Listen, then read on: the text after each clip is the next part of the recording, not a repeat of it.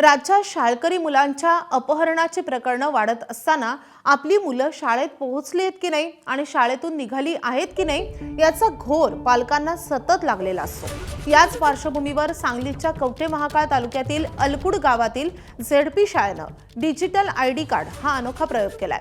मुलांच्या शाळेच्या आयडी कार्डच्या मागच्या बाजूस स्कॅनर लावण्यात आलाय आणि ज्यामुळे आपली मुलं शाळेत पोहोचल्यावर आणि निघाल्यावर पालकांना मेसेज जाणार आहे। या गावातील अंगणवाडीतही हा प्रयोग राबवला जातोय आणि त्यामुळे पालकांच्या मोबाईलवरती थेट मुलं शाळेत आल्याची आणि मुलं शाळेतून घरी येत असल्याचा मेसेज येत असल्यामुळे पालकांचं टेन्शन काहीसं कमी झालंय।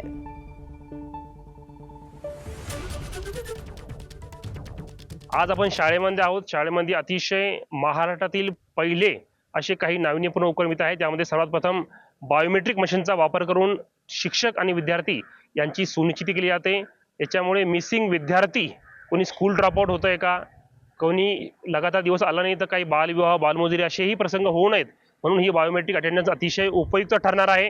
हा खरोखरच एक नाविन्यपूर्ण उपक्रम आमच्या शाळेमध्ये राबवलेला आहे आणि याचा सर्वात मोठा फायदा की प्रत्येक पालकाला माझं मूल शाळेमध्ये पोहोचलेलं आहे का किंवा शाळेतून किती वाजता निघालेला आहे हा सर्वात मोठा होणार आहे।